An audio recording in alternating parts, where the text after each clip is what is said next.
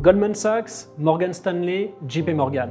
Ces institutions sont rarement du même avis. Elles s'opposent sur les taux d'intérêt, sur la croissance, sur les marchés actions, sur l'économie. Et pourtant, aujourd'hui, elles regardent toutes dans la même direction, les matières premières. Pourquoi ?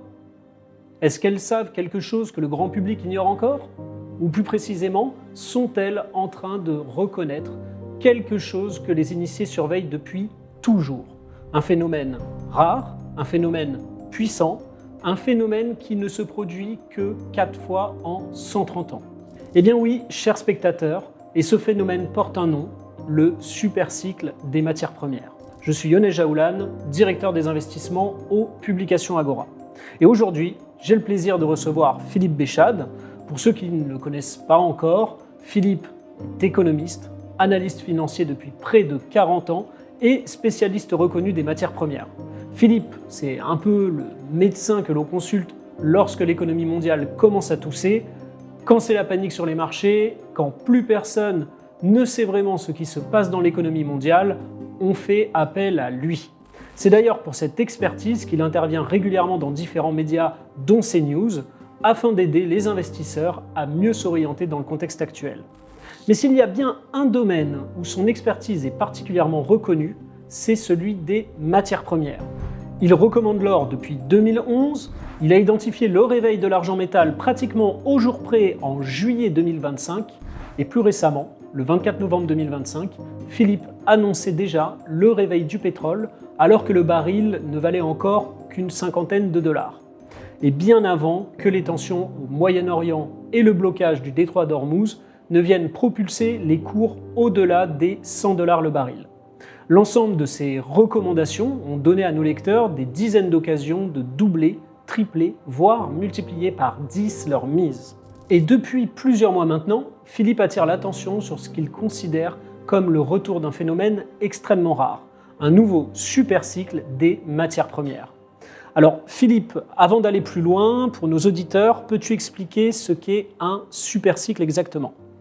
Oui, et avant de répondre à la question, il faut d'abord comprendre une chose fondamentale. Tout actif financier suit des cycles, toujours, sans exception. Alors, c'est le cas des crypto-monnaies, de l'immobilier, des valeurs technologiques dont on entend tellement parler en ce moment, puis il y a les matières premières.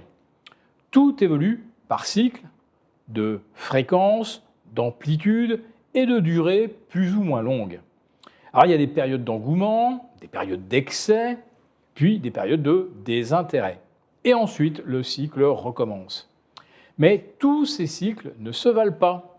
Warren Buffett, Ray Dalio, Howard Marks, ces investisseurs milliardaires ne cherchent pas simplement les secteurs boursiers en hausse temporairement. Ils cherchent à investir sur les meilleurs cycles, c'est-à-dire les cycles historiques qui prennent parfois des décennies à se mettre en place. Parce qu'au fond, la plupart des grandes fortunes boursières sont toujours construites de la même manière, en se positionnant sur le bon cycle haussier et surtout au bon moment. Oui, c'est ça. En tout cas, c'est une certitude pour moi aussi. On ne le répétera jamais assez à nos auditeurs. Il faut d'abord identifier le bon cycle au bon moment. Le reste, ce ne sont finalement que des détails d'exécution. Mais justement, selon toi, à partir de quel moment cesse-t-on de parler d'un simple cycle de marché pour entrer dans ce que tu qualifies de super cycle ? Alors, un super cycle, ce n'est pas seulement un cycle plus long. C'est une catégorie complètement différente. Un cycle classique est généralement porté par une innovation, une rupture, par la croissance également, par les flux de capitaux. C'est souvent un thème d'investissement à la mode. Et l'IA en est un bon exemple. Les investisseurs y voient une opportunité. Ils investissent vite, sans plan long terme. Les capitaux affluent, les valorisations montent, jusqu'au moment où elles ne montent plus. Mais un supercycle, lui, fonctionne autrement. Un supercycle n'est pas porté par l'envie du moment ou l'avidité. Il est porté par la nécessité. Et c'est là toute la différence. Prenons un exemple simple. On n'achète pas le lithium parce que c'est une tendance. On l'achète parce qu'on ne peut pas fabriquer une batterie sans ce composé. On n'achète pas du cuivre parce qu'un influenceur à Dubaï en a parlé. On l'achète parce qu'aucun centre de données, aucun réseau électrique, aucune infrastructure moderne ne peut fonctionner sans cuivre. Et lorsqu'une ressource devient indispensable, les règles changent. Les capitaux affluent, les prix montent, et parfois ils montent pendant des années. Et c'est précisément pour cette raison que les initiés surveillent avec autant d'attention l'émergence des supercycles. Parce qu'historiquement, un cycle classique produit des hausses de valorisation, alors qu'un supercycle est capable de produire des différences de richesse considérables. Et pour celles et ceux qui s'y intéressent, cela peut aboutir à ce que j'appelle aussi des super gains, avec des rendements qui dépassent largement les gains de cycles dits classiques. Ok, bon, c'est là toute la nuance en effet. L'IA, on peut décider de ne pas y croire. Le cuivre, en revanche, personne n'a le choix. Alors, entrons dans le concret, Philippe. Qu'est-ce qui crée cette nécessité aujourd'hui? Pourquoi les matières premières et pourquoi maintenant? Parce que deux forces extrêmement puissantes sont en train de se rencontrer aujourd'hui, au même moment. La première force concerne l'offre. Pendant plus de 10 ans, les investisseurs ont déserté le secteur minier. Pourquoi? Parce que toute l'attention et le momentum haussier se situaient dans la tech et l'IA.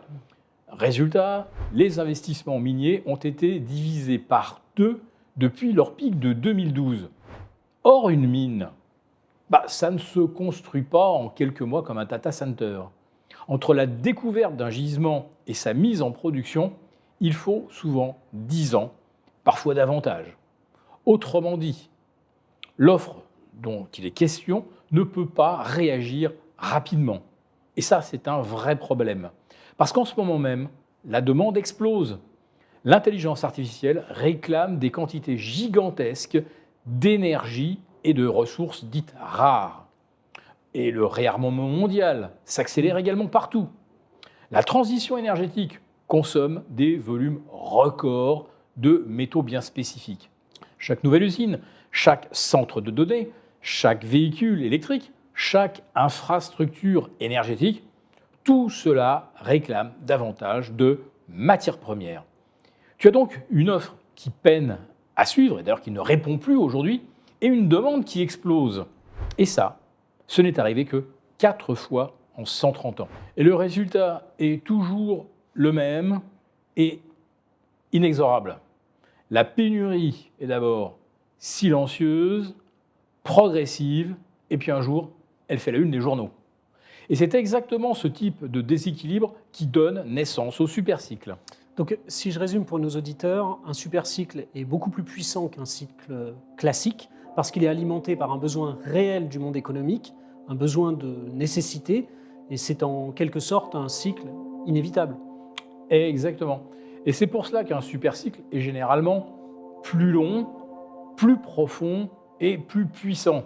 Car ce n'est pas un coup de trading, ce n'est pas une mode, ce n'est pas un narratif, ce n'est pas une opportunité qui s'évanouit au bout de quelques semaines. C'est une tendance de fond qui peut durer 10 à 20 ans et qui, en fait, avance au rythme, justement, de la mise en exploitation des mines. Vous pouvez passer votre vie à courir après des dizaines de petites opportunités. Mais il est peut-être plus judicieux d'attendre les rares moments où toutes les conditions s'alignent, où toutes les conditions de gain sont véritablement en votre faveur. Et selon moi, c'est exactement ce qui est en train de se produire aujourd'hui sur les matières premières. Merci Philippe. Pour vous remercier de votre fidélité, vous pouvez télécharger gratuitement notre rapport spécial matières premières qui vous explique comment investir sur le supercycle des ressources et métaux critiques. Il vous suffit de cliquer sur le lien en description pour l'obtenir gratuitement. Merci et à bientôt.